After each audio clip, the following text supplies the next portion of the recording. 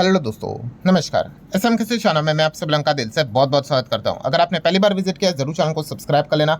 उसी के साथ साथ फ्री स्टॉक मार्केट क्लासेस इस चैनल को भी जरूर फॉलो कर लेना। देन एक और चैनल भी है let's learn stock market and finance करके। सो इन दोनों चैनल के लिंक आपको ऊपर आई बटन पे नीचे डिस्क्रिप्शन में मिल जाएंगे। एंड आज के दिन के पहले दो इंपॉर्टेंट वीडियोज़ नोटिफिकेशन के इशू के चलते काफ़ी लोगों तक वीडियो नहीं पहुंचे, इनको भी ज़रूर स्टडी कर लेना। दोनों वीडियो के लिंक आपको नीचे डिस्क्रिप्शन में दे दिए हैं। सो चले दोस्तों, फिलहाल तो अब इस वीडियो को स्टार्ट कर लेते हैं। ठीक है दोस्तों, अभी हम लोग आ चुके हैं बिल्कुल हमारे नॉर्मल स्क्रीन के ऊपर। एंड दोस्तों अभी हम लोग बात करने वाले एक बहुत ही बड़ी ब्रेकिंग न्यूज़ से रिलेटेड। यस दोस्तों, और ये खबर कहाँ से आ रही है? डायरेक्टली आरबीआई की ओर से दोस्तों हम लोग को एक खबर देखने को मिल रही है। मतलब अभी 2 हफ्ते पहले आपको याद होगा मैंने एक वीडियो कवर किया था किस चीज़ के चलते कि भाई आरबीआई ने अपना एक और ब्रह्मास्त्र चला दिया। किस चीज़ के चलते? हाँ, हमारे इंडियन रुपी जो लगातार गिर रहा था उसको बचाने के लिए आरबीआई ने पहले तो एक डिसीजन लिया था, उसके बाद एक और डिसीजन लिया था। ठीक है, 2 हफ्ते पहले की ही बात है। एंड इस चीज़ के चलते हुआ क्या? ऑब्वियसली अब आरबीआई ने ब्रह्मास्त्र चला दिया तो हमारा Indian rupee against the US dollar थोड़ा बहुत सुधर गया। थोड़ा बहुत सुधर गया मतलब आपको याद होगा ये देखिए 95 तक चला गया था। And then suddenly Indian rupee यहाँ पे स्ट्रांग हुआ। स्ट्रांग भी कितना हुआ हम सभी लोगों ने देखा था। ठीक है, काफ़ी अच्छी तरीके से यहाँ पे हम लोगों को गिरावट डॉलर में देखने को यहाँ पे मिली थी against the US dollar, against the Indian rupee. मतलब क्या है दोस्तों, यहाँ पे हम लोगों ने चेक किया था कि Indian rupee post a biggest one day gain in 13 year because of RBI curves. Curves मतलब रेस्ट्रिक्शन। मतलब आरबीआई ने कुछ तो यहाँ पे डिसीजन लिए, रेस्ट्रिक्शन लगाए, कुछ तो नियम कानून कायदे लाए, कुछ तो चीज़ें बैन की। इस चीज़ के चलते भारतीय रुपया एक दिन में इतना रिकवर हुआ, इतना भागा जो कि 13 साल में कभी देखने को नहीं मिला था। सिंगल डे गेन था। मतलब आप अंदाज़ा लगा सकते हो कि आरबीआई ने कितना बड़ा डिसीजन लिया होगा। ऑब्वियसली अब आप बोलोगे कि मतलब एग्जैक्टली क्या हुआ क्या था। तो दोस्तों आपको याद होगा आरबीआई ने क्या बैन किया था? एनडीएफ बैन किया था। रेस्ट्रिक्शन नहीं, सीधा बैन।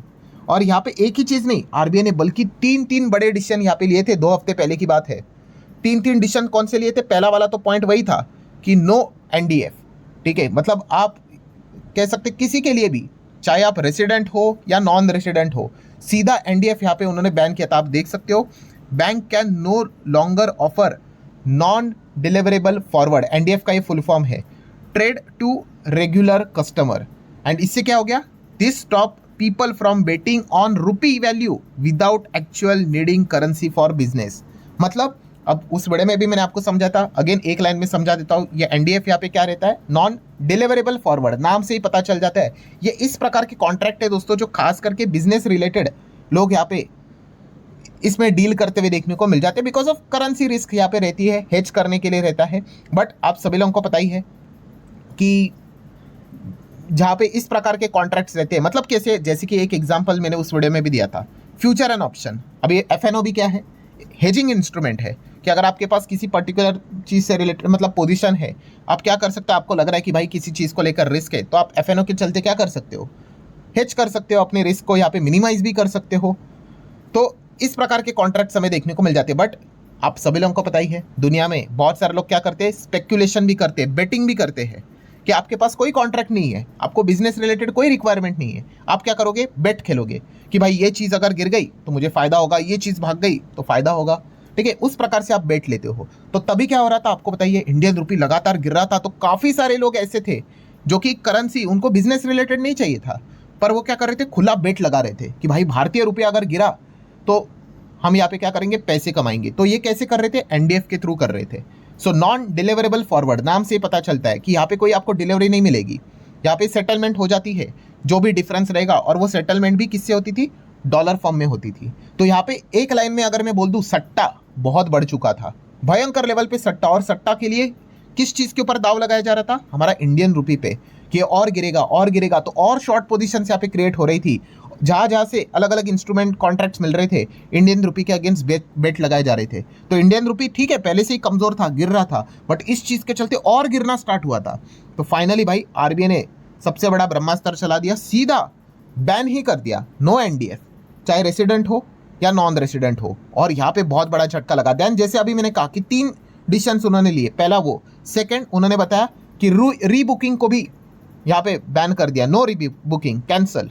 मतलब अगर आपने एक पोजीशन को यहाँ पे क्लोज किया उसके बाद आप तुरंत उसको ओपन करते थे पैसा कमाने के लिए, फ़ायदा करने के लिए। तो अगेन आप देख सकते हैं सारी चीज़ें गैम्बलिंग के लिए होती थी, ठीक है, बेट लगाया जाता था। तो वो उन्होंने क्या कर दिया, आरबीआई ने वो भी कैंसिल किया था, 2 हफ्ते पहले की बात है। एंड तीसरा एक और डिसीजन कौन सा लिया था आरबीआई ने, नो रिलेटेड पार्टी डील्स, ठीक है। मतलब आप देख सकते हो जो बैंक्स थे, banks can not do this currency trade with their own sister companies और द सब्सिडरीज इन इंडिया। तो था ही, आउटसाइड इंडिया भी बैन कर दिया। मतलब यहाँ पे क्या है दोस्तों, कुल मिला के आरबीआई ने यहाँ पे क्या किया, जो इंडियन रुपी करेंसी की जो बैंड यहाँ पे बज रही थी, जो सट्टा यहाँ पे चलाया जा रहा था, उसको रोकने के लिए आरबीआई ने 3 बोल्ड डिसीजंस यहाँ पे लिए थे। और मैंने उस वीडियो में भी आपको बताया था कि इस चीज़ के चलते क्या होगा, बैंक्स को नुकसान होगा, किसी ना किसी को तो नुकसान यहाँ पे उठाना पड़ता है। पर रिजल्ट क्या निकला, यस रिजल्ट निकला कि भाई हमारा इंडियन रुपी यहाँ पे सुधर गया था। 95 से हम सब लोगों ने देखा था धीमे धीमे 93 और उसके नीचे भी चला गया था। सो ये तो अभी तक तो मैंने आपको पुराना ही बात यहाँ पे बता दिया। सो अब ब्रेकिंग न्यूज़ क्या है दोस्तों, तो बिगेस्ट ब्रेकिंग न्यूज़ है, आरबीआई ने यू टर्न ले लिया। और वैसे तो देखा गया तो ठीक है, मतलब ये एक्सपेक्टेड था, क्योंकि खुद आरबीआई गवर्नर ने जब ये फैसला लिया था कि ये जो 3 बोल्ड डिसीजंस उन्होंने लिए थे, तब उन्होंने बताया था कि हम ये टेम्पररी बेस के लिए कर रहे हैं, क्योंकि स्पेकुलेशन बहुत हो रहा है और रुपये को भी बचाना पड़ेगा, वरना हालत खराब हो सकती है। तो फाइनल दोस्तों आरबीआई ने यू टर्न लिया है। बिगेस्ट ब्रेकिंग न्यूज़ दोस्तों, RBI is some restriction on rupee trade and withdraw offshore derivative curves. मतलब आप यहाँ पे देख सकते हो आरबीआई ने अलाउ कर दिया है वापस NDF contract to client and second rebooking of related party trades. So यहाँ पे हम कह सकते हैं जो रेस्ट्रिक्शन आरबीआई ने लगाए थे, जिस चीज़ के चलते रुपी थोड़ा बहुत मजबूत हुआ था, ठीक है, अब आरबीआई ने वापस उसको खींच लिया है। एंड मोस्ट इंपॉर्टेंट पॉइंट दोस्तों, आरबीआई ने कितने रेस्ट्रिक्शन लगाए थे, 3। तो क्या तीनों के तीनों यहाँ पे हट गए, नहीं दोस्तों, सिर्फ 2 ही आरबीआई ने यहाँ पे हटाए हैं। सो कौन कौन सी चीज़ यहाँ पे हटी है, तो पहला पॉइंट एनडीएफ की बात कर ले, यस लिफ्टेड, इसको यहाँ पे आरबीआई ने यहाँ पे क्या कर दिया, रिमूव कर, मतलब जैसे पहले चल रहा था वैसे ही अब नॉन डिलीवरेबल फॉरवर्ड यहाँ पे मिल जाएंगे, कोई दिक्कत की बात नहीं।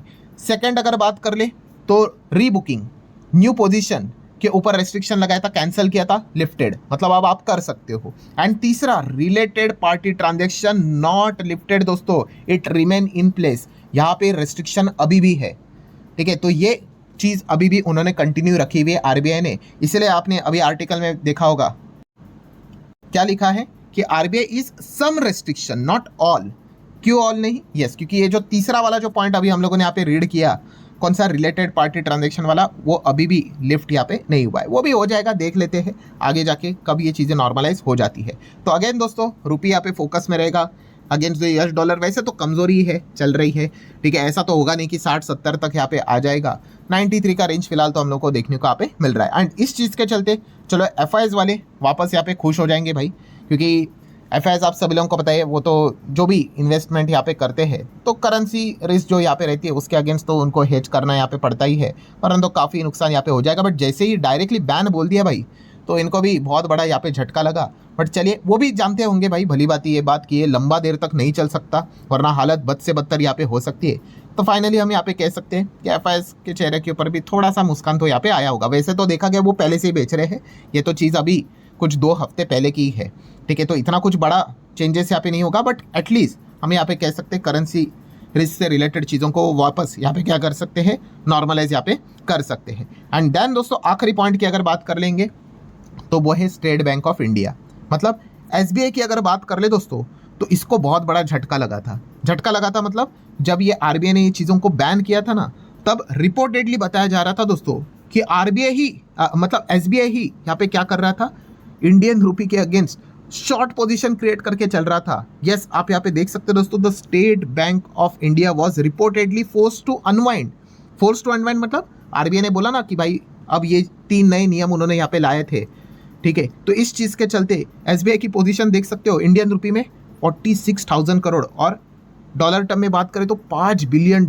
इतनी शॉर्ट पोजीशन थी अगेंस्ट द हमारा खुद इंडियन रुपी, ठीक है। तो इस चीज़ के चलते उनको वो क्या करना पड़ा था, फोर्सफुली बंद करना पड़ा था। तो ऑब्वियसली भाई नुकसान तो यहाँ पे उठाना पड़ेगा। तो खुद एसबीआई यहाँ पे इंडियन रुपी को शॉर्ट कर रहा था, ये चीज़ हम लोग को देखने को मिली थी। और कैसे शॉर्ट कर रहा था, नेचर ऑफ ट्रेड क्या था, वही एनडीएफ, तो ये खुद एनडीएफ यहाँ पे इस्तेमाल यहाँ पे कर रहे थे, रुपये को शॉर्ट यहाँ पे कर रहे थे। इसीलिए जब आरबीआई ने फैसला लिया था बहुत सारे बैंक्स गिरे थे, एसबीआई की भी हालत काफ़ी ख़राब हुई थी, बट अब एसबीआई भी खुश हो जाएगा भाई, क्योंकि ये रेस्ट्रिक्शन तो हटते हुए देखने को कहाँ पे मिले। ठीक है, थर्ड वाला रेस्ट्रिक्शन अभी भी है, बट एटलीस्ट 2 पॉइंट्स तो हम लोग को हटते हुए देखने को कहाँ पे मिल चुके हैं। सो आज के दिन आप देख सकते हो दोस्तों, खबर तो अभी आई है, बट एसबीआई का स्टॉक तो भाई आज के दिन शुरुआत से ही एकदम तेज़ी में था, तो हम तो इसको इत्तेफाक ही यहाँ पे कहेंगे।